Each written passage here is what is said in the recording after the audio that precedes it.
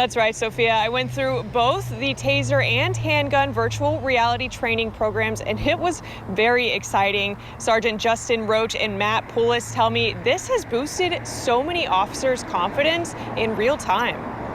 The Lincoln Police Department implementing a new kind of training for officers. A year and a half ago, LPD partnering with Axon to implement virtual reality taser and community engagement training. And just last month, the program expanding to handgun use as well.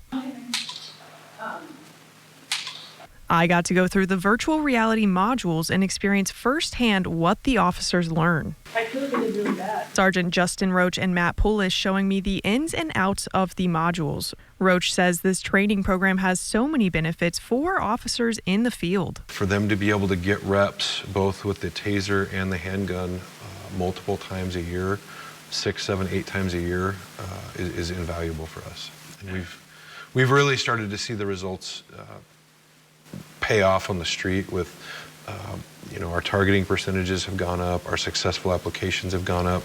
The biggest thing we've seen, I think, that's been reported to us is the officer confidence. In the taser module, I got to shoot at both still and moving targets. And in the handgun module, I got to shoot at different shapes, colors, numbers, and letters. Officer Poulos tells me the new handgun training is really good for officers to make sure they're getting their practice in. You're taking time to identify your target, but then it's also all about trigger manipulation, your grip, your stance. And so they're working on the basic fundamentals of shooting without having to worry about the recoil, without having to worry about getting out to a range. Sergeant Roach says this kind of training is the way of the future. If you're not training and you're not changing your training, then you're falling behind. That's just the world we live in. So yeah, I think technology is going to play a huge role. You're never going to fully replace live in-person training, but it's a great supplement that gives us a ton of upward value.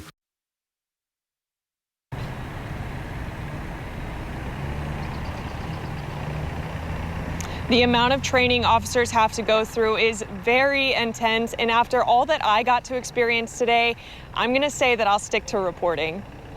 Probably not a bad idea, Emma. And I'm sure through that training, it's very helpful for them. But how does it help prepare them for the real life when they're out there on the streets and things are happening so fast?